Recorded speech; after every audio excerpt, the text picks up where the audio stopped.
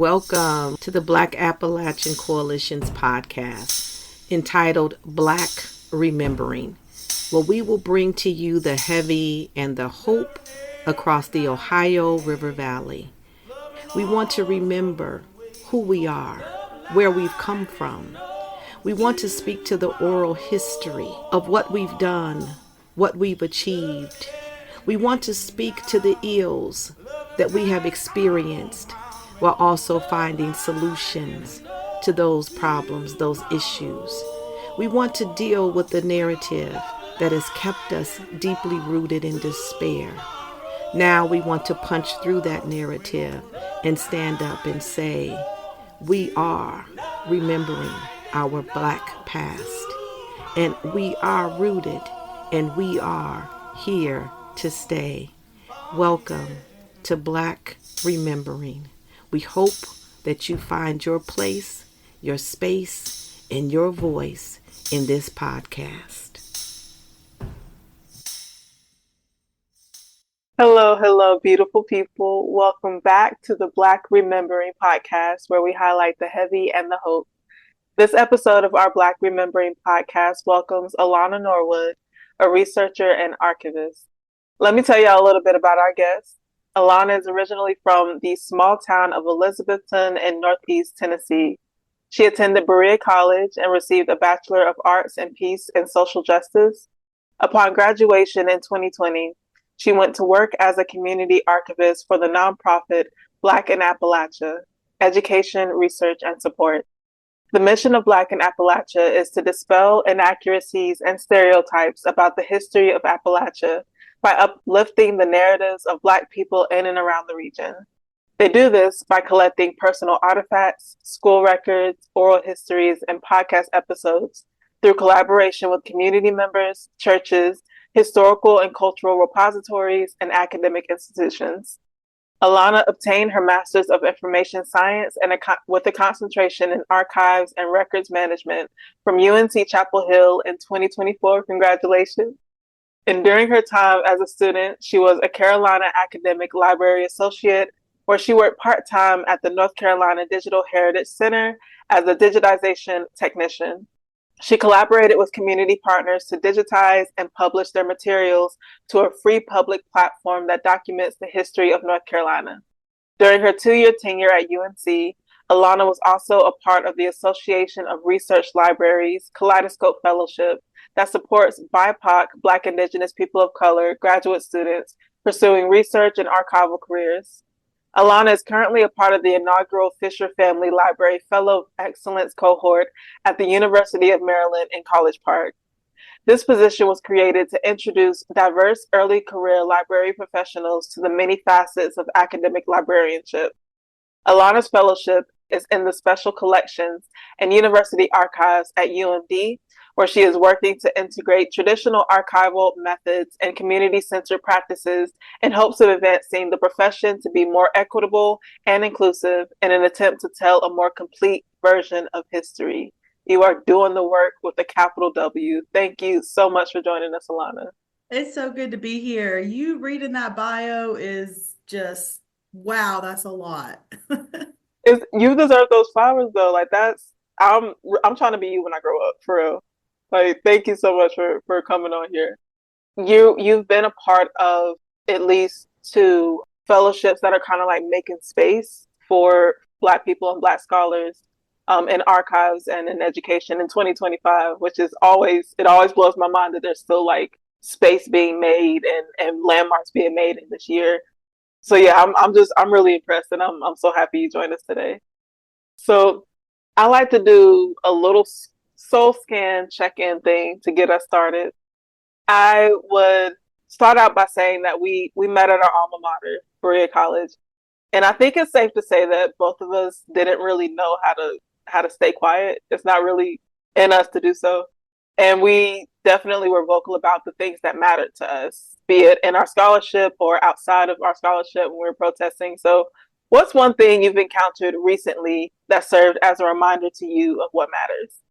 Oh, that's a really good question. I think just today, I have friends that are immigrants and they're trying to, receive their pathway to citizenship. And, one of my close friends just had a run-in with ICE, and it just really put into perspective that, in this current landscape in 2025 where we sit right now, like for our immigrant friends and families, nothing is guaranteed, right? Unless you have, even when you have those papers, like nothing is guaranteed in this political climate. And just, telling my friends and my family I love them and keeping close contact with them, and just really that moment getting that phone call of like, hey, we had a run-in with ICE, it took me aback, because it always hits harder when it's close to home. Like, it's very real what's happening right now, but if you know somebody that's being affected by it, it hits a lot harder. So,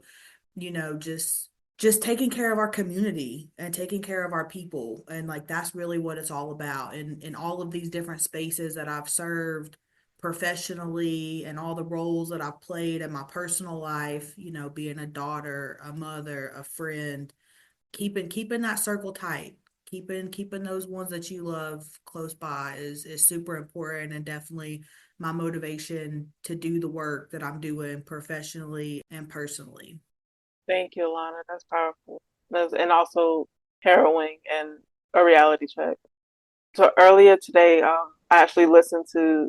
Do you listen to Jid? Oh yeah, I love Jid. Okay, that's been like on my radar. But he did the Never story and the Forever story, and I was listening to the Forever story. I think it's Cody Blue 31, the song on there. But the refrain goes swing on. And as many times as I've listened to that, today was the first day that I watched the video of it, and it's really cleverly done. But it's him walking onto this property and removing the for sale sign and kind of like moving his family in and welcoming his family in, and a lot of his story pertains to like living in poverty, and the struggles that they had growing up eating bologna sandwiches so much that they got sick of it, all of which like resonates. But seeing the visual in that video of his family finally getting the things that he worked so hard to get them kind of reminded me of how far a lot of us have come and how far a lot of us like work for our families to try to get these things or try to make it somewhere or give back. Like his mom and his dad are in the video as well. So it was a reminder of my ultimate desire to like, if I eat, everybody in my community needs to eat. If I eat, or if I come up, then everyone in my family and my community needs to do so. So the reminder was the desire for everyone that I love and know to win, and not just like an individual thing. So thank you, Jid, in the Forever story. Yes, thank you, Jid. He is doing amazing work. He is. He really is. Right. So you studied peace and social justice at Berea College. How has that found its way into your work today? So, really, that peace and social justice background has aided me in thinking about the way that we engage with our marginalized community members. And so, kind of, as particularly with, direct and indirect communication. So, archives has had this historical reputation of not always doing right by the communities. So a lot of times, archives are filled with old dead white guy stuff. It's not telling the complete story of what makes a place so great. It's not telling, you don't see the different facets and the complexities a lot of times. There's a lot of stuff that's omitted. Sometimes that's on purpose, and sometimes it's just a coincidence. But there is this historical narrative of, you know, blank spaces in the archives. And so when you're reaching out to your marginalized community members, Black folks, LGBTQ, anybody that might not fall under this, white male kind of landscape, it's important that you take, very intentional steps in how you communicate and be ready to have tough conversations of, hey, we've been here, we're a historically Black community, and now you just want to roll up and start having conversations. And how can we trust you with these materials that are so precious and so important to us? So really having transformative conversations and letting your guard down as a professional when you've been taught to, okay, this is how you do things, you have contracts and this is certain language that you use, and, trying to break down those barriers of communication and, simplifying terminology and using plain language so people understand and we're all kind of on an equal playing field. That's been really crucial when you're developing these, more community centered collections or just, general outreach, trying to reach populations that you don't typically engage with. So yeah, definitely in the communication factor, that's been huge. But also, when you're a marginalized community, your very existence has been politicized.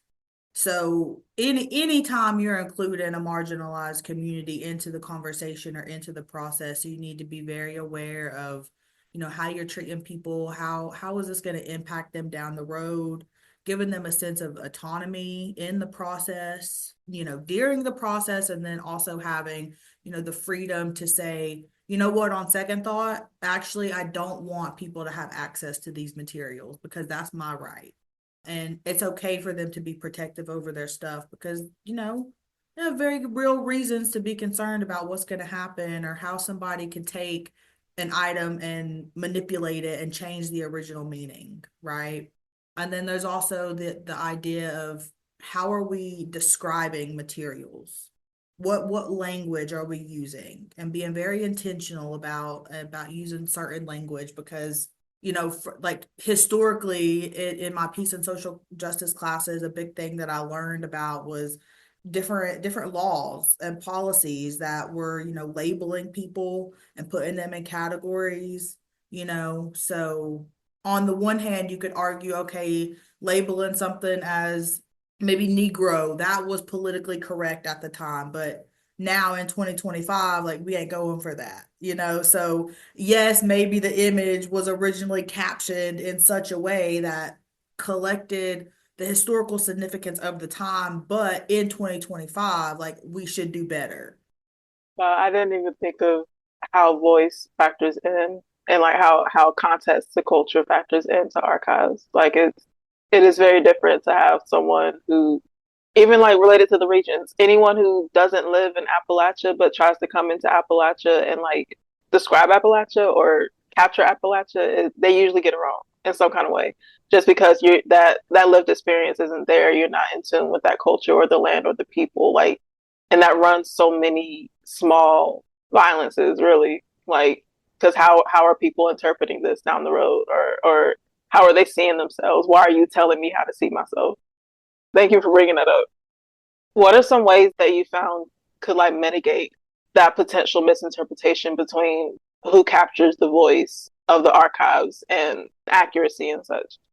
Yeah, so traditionally in my archival studies, I'm learning about how archives and library science became what it is today, and the founding fathers, of course, it's old white men that are the founding fathers of this kind of thing. And so the whole big takeaway really was that in this first wave, it was like archives are supposed to be neutral spaces. So whoever is playing the archivist, you just describe it and you move on and you save what's important and you get rid of what's not. And, you are just the acting body over the materials. You're not here to judge, right? You just say, yes, this is worth something. No, this isn't. But that act inherently deciding what's valuable to keep versus what's not valuable, right? Like that you cannot be neutral. Like it's inherently biased based on Yeah. your own individual like biases. Like everybody carries a bias, right? And so this idea that archives are neutral, like we have to squash that. Like that's done. So to counter this, first you have to be aware, like consciously aware that I, as an individual, am holding certain biases, and how does that show up in my work? And that's going to be different for everybody. So you have to take a personal like inventory, right? And so once you do that, then you can kind of look at the bigger picture, right? And so once you kind of confront what's going on with yourself, then you can be more, conscientious in the way that you do things and understand that like this job of what I'm doing carries a lot of power. And like I'm actively documenting and preserving history. And so I need to be, I would say like be careful, right? Like you want to make sure you're telling the fullest story possible. And that's tough to do sometimes. But like so for example, I'm working on a project right now at work and it's pretty mundane stuff. It's not rocket science, but there's a lot of like critical thought that goes behind the way I'm relabeling these images with the subject heading. So as like from a researcher's perspective, when they pull out these files, the labels that I've created is going to provide that first initial, oh, this is what this folder is about. Like these are the materials that are inside. And so just being very conscientious of the way that I'm interpreting what is on these materials, making sure that I'm finding the most appropriate heading. Because once I do this work, nobody's coming back behind me to fix it or to reassess. Like it's going to be a long time, if ever, that somebody comes back to reassess this like long-term project that's going on. So just trying to be authentic in the work and understand that like what I'm doing may not seem like a whole lot, but there's a lot of power in being an archivist. Like I'm for certain pieces that, are put into into collections wherever I'm working, like that's the stamp. But, on the other hand, like particularly when you're working with community members that want to be involved, right? Like trying to like change the narrative and shift the way that we're like archiving. You can work alongside your donors. So the people that are like, hey, I want to work with this organization. You guys can have my stuff and put it online or do whatever you want to with it. If you establish a clear line of communication with them and uphold that communication throughout the process, it may take longer, but if you're unsure about, the context of a photograph, for example, call them and say, "Hey, I have this here. Like maybe can you jump on a Zoom or can we talk through it and maybe you can tell me what was going on or something as simple as I wasn't 100% sure how to spell this person's name. Can you help me with that?" Like the simplest things like that to include people in the process is crucial. And it does take longer. It does. But it's But it's worth it. worth it. If you have the resources to be able to do it, it's definitely worth it. And resources like that's a big thing and that's like a whole other, conversation. But if you can do it, at least try, right? That is heavy. Not like heavy, like bought down, but like that's a big load that you're lifting and carrying.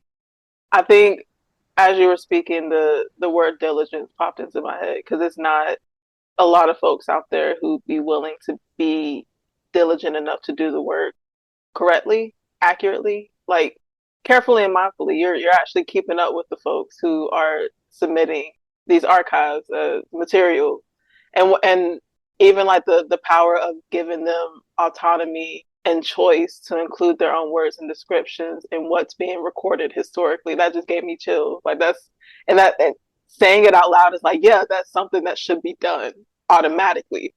But I'm gonna take a wild guess that not a lot of people are doing this like you're doing it. No, and they're not, and that's what's so mind-blowing. So, there's a she's amazing. She's, like a prolific community archivist, Michelle Caswell. I mean, if you're in the archives game, you've heard her name, right? Like she has done so much research. She's out of UCLA and she has an article, and the whole premise of this article is like radical empathy. And so the first time I was exposed, no shade, no tea, Michelle, I love you, girl. Like you doing the thing. Like, we have a relationship or whatever. But I was really taken aback by this article and I really had to sit with it and engage in the class discussion because I was like, well, radical empathy, that's just silly. Like that should be a given. Everything that you're describing, like it seems so like duh. And, after, maybe 10 or 15 minutes of conversation around this particular article in our classroom setting, I was like, oh, because not everybody is doing it. It's not the standard. And so when you think about the word radical, it's not always this like big, extravagant, over the top thing. It's really just it goes against the status quo of what people are doing, right? And so if you're going to be empathetic and that's not the status quo and that's not what people are doing, it makes sense to me and you because we're empathetic people. Yeah. But that's not the status quo. And so in a way, I kind of have to say like, okay, I guess the idea of empathy in the archives is a radical notion. It kind of it depends on who the perspective of the status quo is coming from though. Because I've so the That's I true. think like going into a community and doing a listening session, like it makes sense to like not be a surrogate savior to people who are empathetic. Like it makes sense to say like if I'm going into this community that I'm not a part of, but I want to do collaborative work in this community, it's not my job to go in and tell y'all what y'all need. It's my job to like go in and talk to people and listen and figure out what the needs are out of the mouth of the people in the community. But the status quo doesn't do that. So to them, listening sessions is radical. I encountered an article that, or a piece of scholarship that called listening sessions radical listening sessions, and it just I read it similar to your experience, like read it, engaged with it, and was like, this is a listening session. This is the thing that we do, but it's radical to people who don't think like that. And I'm gonna go ahead and say the status quo is probably like not the global majority. We're just say that. Right. You're thinking from a place of privilege, and unfortunately that is like the foundation of a lot. Hmm. So is it radical or is it like I think for this article and what you said is so true, right? Like that's the key piece. Who is your audience, right? And so if you're the type of person kind of like Michelle where you're constantly writing articles and publishing and doing a lot of like research that complements these like community driven projects, the target audience is one part like, oh, well, it's about, look, for example, she works with the Asian American population. She's done a lot of good work with them. And so like, yes, of course, the work that we're doing is for the Asian American population, and we want you all to like engage with these materials and like read our research and have a full understanding of this kind of stuff. But also it's for the professionals in the archiving world who keep up with this kind of stuff, right? Like they're engaging in these academic journals and they're in this circle. And so I think that's the target audience. And they a lot of like it's an older, the average age of archivists is a little bit older. And so they're kind of like more in their ways and they just kind of like do their thing and like, well, this is how it's always been. And so things like radical empathy is like, wait, okay, I guess empathy could be considered radical because that's not the way we were taught to do it. So yeah, that like who's the target audience? Like if it's like the target audience is like old, like middle-aged archivists at academic institutions, something like empathy and listening sessions, that could be considered radical. Which to us it's so mind-blowing. I know, but it's like this is preposterous. But that's true. It's about who you're going to be engaging with for sure. you're definitely right? So what inspired you to pursue archives and research? Or is that something you've always wanted to do? So I was Hey, sitting in a peace and social justice class and we were watching a documentary about this like living museum of sorts. And so it's essentially to pay homage to individuals that have been lynched in various communities across the United States, with particular emphasis on, the South.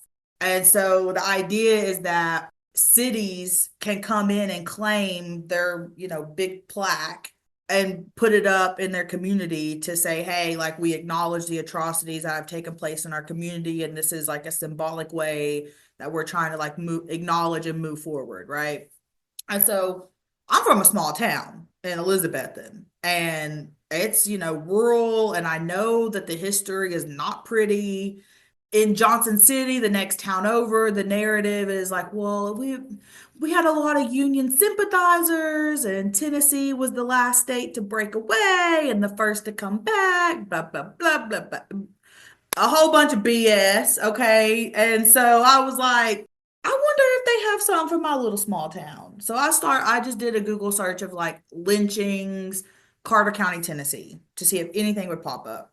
And the first website that came up was Black in Appalachia. And I was like, oh, wow. I mean, this isn't exactly what I was looking for, but they had records that were like, derived from like census data and stuff like that about enslaved populations. And it had like ties to what the enslaver last name was and like, records of who these people were.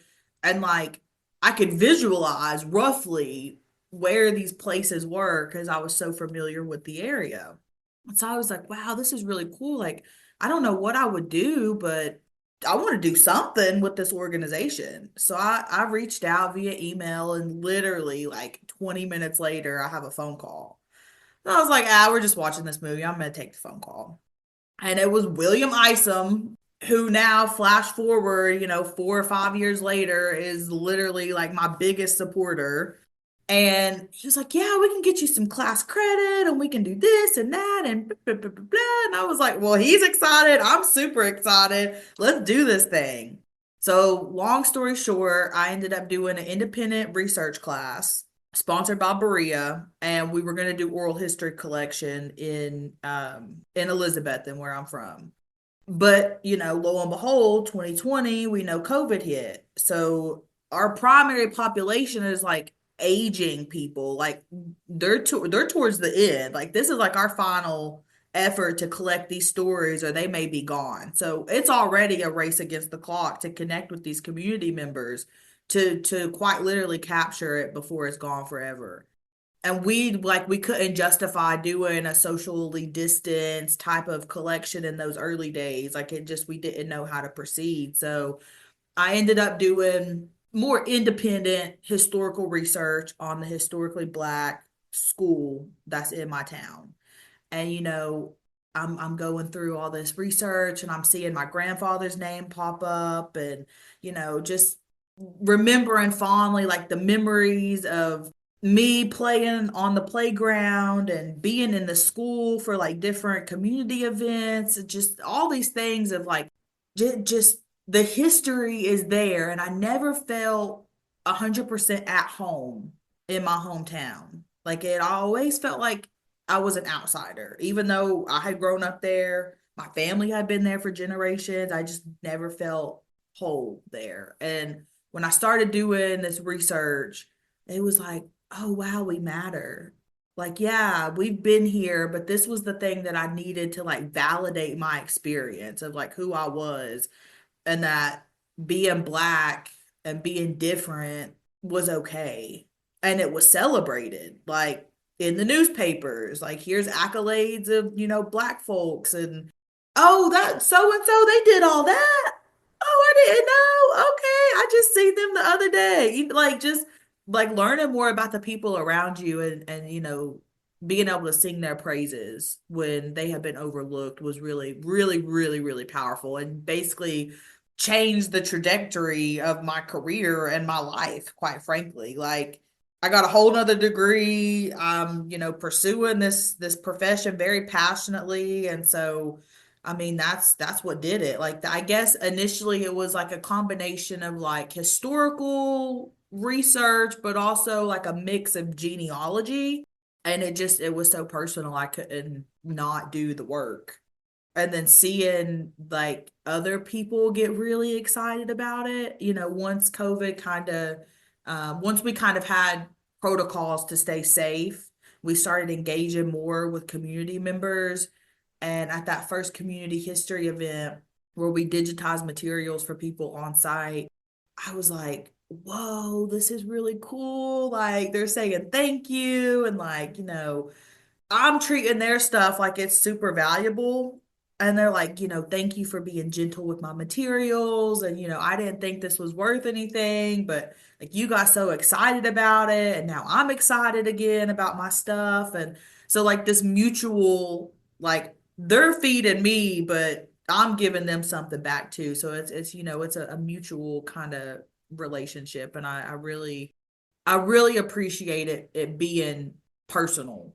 Like I don't know. Like you should have a work life, balance and be able to separate your work from who you are to a certain degree. But I'm like, but that doesn't work for me because if I'm going to show up and clock in for 40 hours a week, sometimes more, I'm going to need it to mean something. So to be able to find that, right, like has been everything. Definitely a blessing. Two things that you said that really stuck out is finding your place, like finding a sense of belonging. I think you said being black and different is okay and even celebrated. Like that did something to me. I did not come here hungry or intending to be fed, but I'm gonna leave full.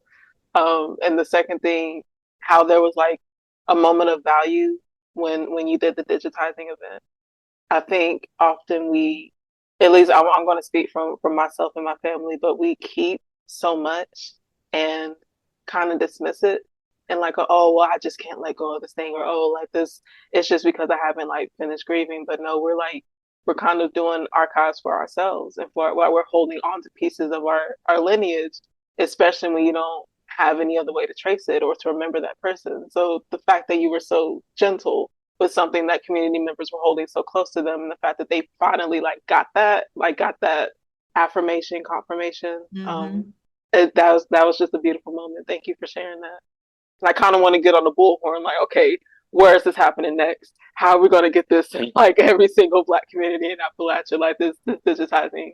Well, we're doing the work, so hit up info@blackandappalachia.org if you were interested. It's Gotcha. very much like invitation only kind of vibe. So like we're not just gonna pop up and be like, "Oh hey, Black and Appalachia, we're here. Come one, come all, bring your stuff." No. If you see a flyer or you see a post in your area about your community, I promise there has been conversations with at least one person. We have a point person and they usually are like, "Hey, I got some stuff. I heard about your services. Well, like what can we work out here?" So it's always like we want people to come to us. Like I don't like we don't want to encroach Gotcha. in on other people's communities, right? Because a lot of times there are people exactly like you said that are archiving their own stuff and they're doing it their own way.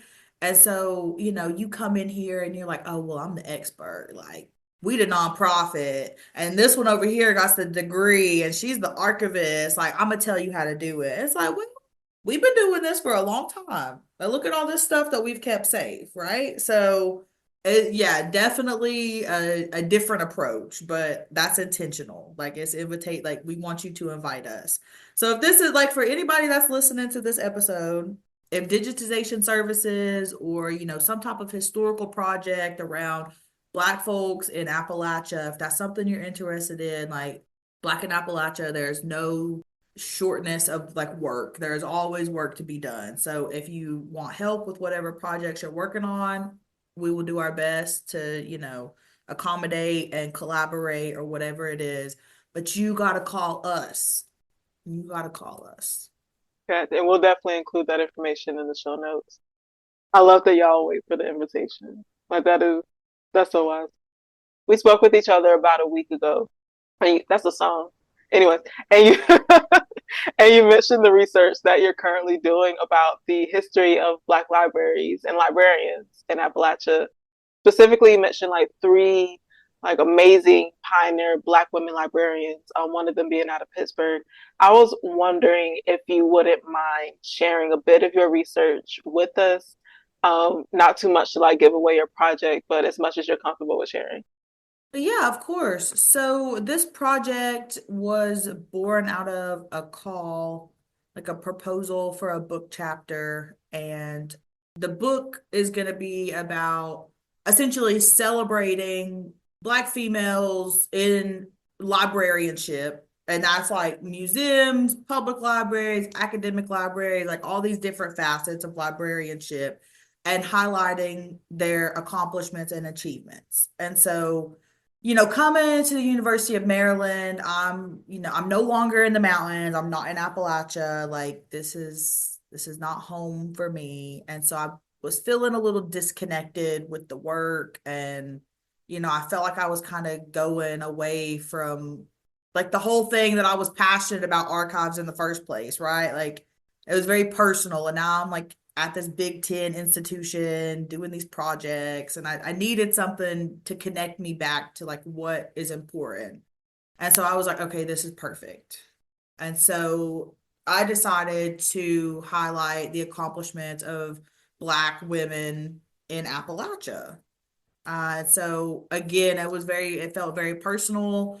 I'm a Black librarian professional from Appalachia. And so I just decided to, give Google a search and see if I could identify a few candidates for this project. And so the first step really was to identify, like, is there even documentation at these academic institutions in Appalachia about, their first Black woman librarian? And in some cases, there was like I couldn't find anything. So I was like, well, I guess I can't, use this institution.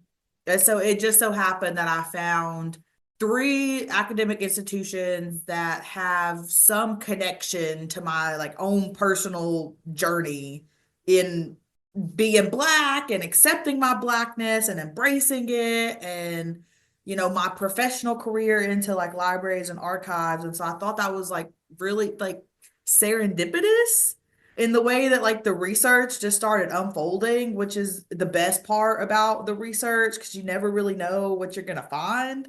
And so I've identified the University of Kentucky, University of Tennessee, Knoxville, and Western Carolina University. So, I'm from Northeast Tennessee, been to Knoxville 100,000 times. So that was like very near and dear. I spent, my undergrad in Berea, Kentucky, which is just right up the highway from UK. And then, more recently, I obtained my master's in North Carolina. Now, granted, Western Carolina is a little bit different than the Triangle, but I had a North Carolina driver's license, okay? Like, I did my time in NC. So it felt very like, on point and I was just like, wow, I can't believe like these were the three states that panned out of all of, the possible places that I could have picked. But it's interesting to see the different levels of like documentation about their first Black female librarian. Like UTK, they have a lot of documentation about their first. Let me double check from the University of Tennessee, Knoxville. Felicia Harris Felder Hone. She was that girl. She went to Knoxville College at HBCU, went on to eventually obtain her master's degree from the University of Tennessee.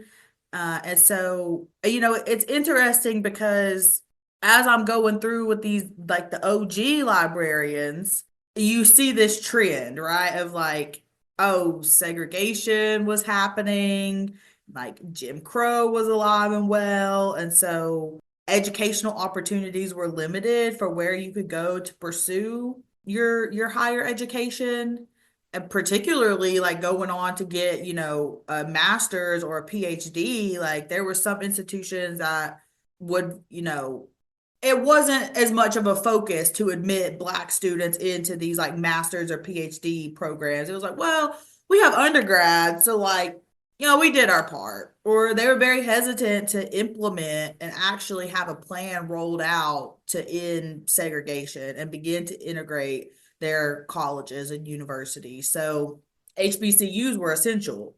And every single one of these OG librarians, they attended at least one HBCU. Atlanta University, originally Atlanta University, I think now it's Clark Atlanta University. They're a HBCU, and they offered IMLS, Information Library Science degree. And so at least two of them that I've researched went to Atlanta University to get their master's degree in library science. So, you kind of see the mapping and how policies and social practices influence where these women were going to get their degrees to be able to pursue their dreams. And then another big thing that's really popped out in my research as I'm kind of getting to the point of like, okay, I have all the facts, but what's the so what, right? Like, why does this matter? Why are these women important? And a big part of I've noticed is the community and the encouragement of the other library professionals around them or of their parents being like, this is important, like you need to read books and you need to engage with like the libraries, like these things are here for you to thrive and to learn. I so take advantage of the fact that like we have a colored library in Knoxville. Like you have access, go read a book. And just fostering that love of librarianship early on, or when you see somebody that has promise to be successful in the field, like uplifting and encouraging them to pursue that. That's very parallel with my own journey because a lot of times like I doubt myself of like what I'm capable of or like what I should be doing. And knowing that like, I have my cheerleaders, right? Like I have people that are in my corner to support me and uplift me. And that's been reflected in this research as well. Like all of these women had somebody that was like cheering them on and guiding them on this path. And they became trailblazers in their own right. And whether, they have a paragraph of scrap material that I'm finding like random places and putting it into, make a paragraph. Or if they have, 5, 6, 7, 8, 10 different pages about them and being celebrated and they're known, like it don't matter if nobody's ever heard of your name except for the people you worked with, or if your name is known all over the city. Like you were a trailblazer. Like you were the first in your profession to do that. So it's been really powerful just to again, affirm like we out here. Like as soon as we had the opportunity to do the thing, like we took it and ran with it and did the best of the best. But I do want to give a caveat, like even if you're not like the top or a quote unquote trailblazer, just being average and black and enjoying your life, that is totally valid and you should be doing that. Like I'm here for it. I'm so tired of the narrative that like you have to work twice as hard to get half as far, or like, you have to hold yourself to a higher standard. Like just if you're okay with you, that's all that matters. Right. Go frolic in the field. Go But frolic in the happy. fields. Yes. I see and feel your passion. And I'm curious to know what keeps you going and how do you maintain your integrity in your work? What keeps me going is the feedback from the community members that I work from, of them saying, thank you so much for taking the time to do this. Or when a collection finally goes online and people start looking at it, getting feedback or seeing how other researchers are interpreting the data that we're uploading. So, you know, that's what we do it for other people to take the information and run with it and learn from it and do all the cool things. And then to keep my integrity, that I really tap into the network of people that I've started to build over time and just, bouncing ideas off of them, or if I'm not sure if I'm doing the right thing or handling a situation the right way, I'm like, what would you do? How do you feel about this? Like, just really trusting that I've built a community of people that aren't going to steer me in the wrong direction, and just, watching them and learning from them and trying to, I really do try to hold myself accountable too and say, "Ooh, you know what? That was not the best way to do that. Can I fix it? How can I right this wrong?" So, some of it is, external, like check me, make sure I'm doing right. And then another part of it is is understanding that this work has implications that people may not feel or see until much later. And so it's really important to do it right the first time, because the people that like correct it may not be here to correct it, right? Like if I'm collecting an oral history from a 95-year-old lady, like she might not be around for much longer to say, hey, you know what, maybe you didn't get this right. So the implication may be years down the road, a family member sees my mistake. And then it's like, well, how do I get in touch? Or how do I, it like you're making that claim, you're making that statement. So it's really important to really try to get it right. It sounds like complacency isn't something that pops into your vocabulary. Like there's no room for it in your work. And it sounds like the people that you look to in your community to help sharpen your blade, like there's no room for it with them as well. And also, I think complacency is a privilege, but that's a different conversation. Okay, you better preach. If you had access to unlimited resources, unlimited funds to make your archiving dreams come true, what would you want to see?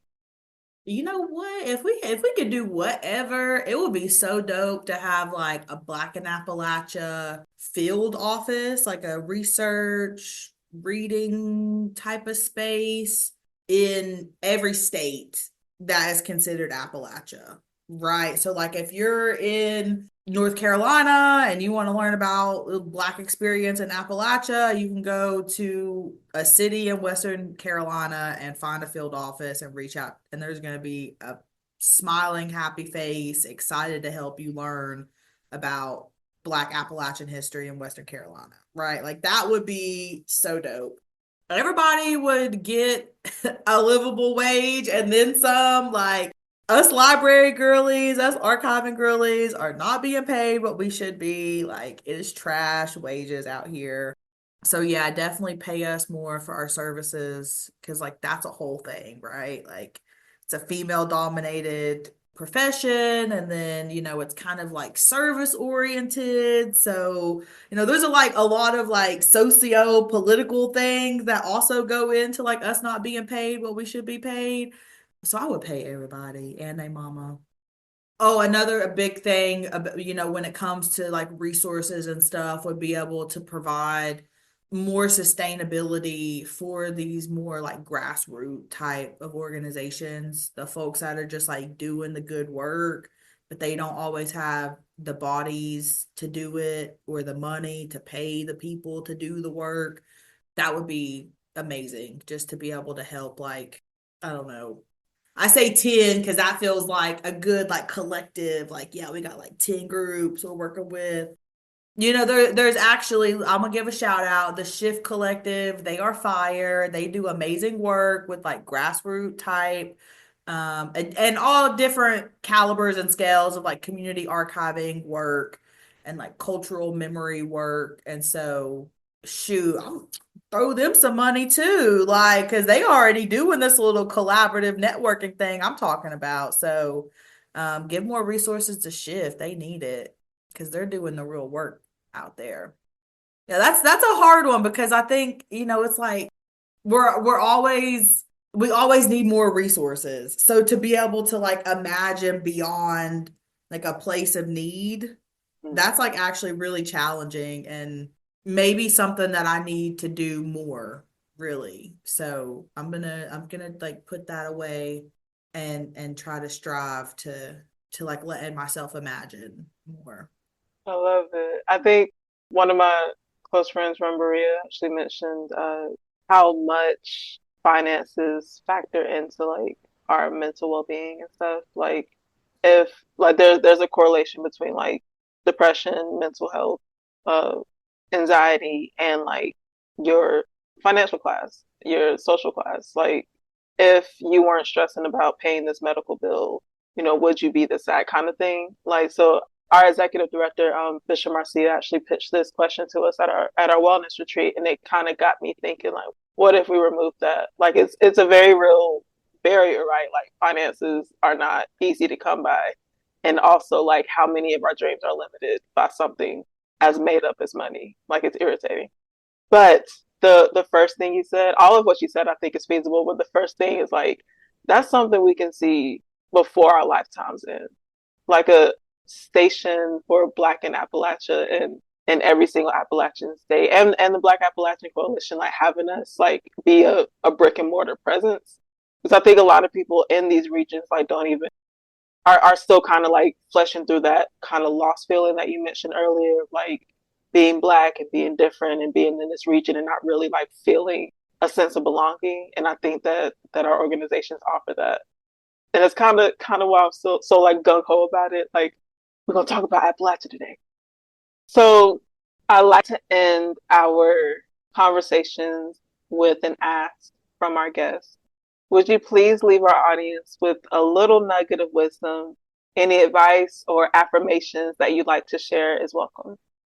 I will leave you all with the statement that archives are not neutral.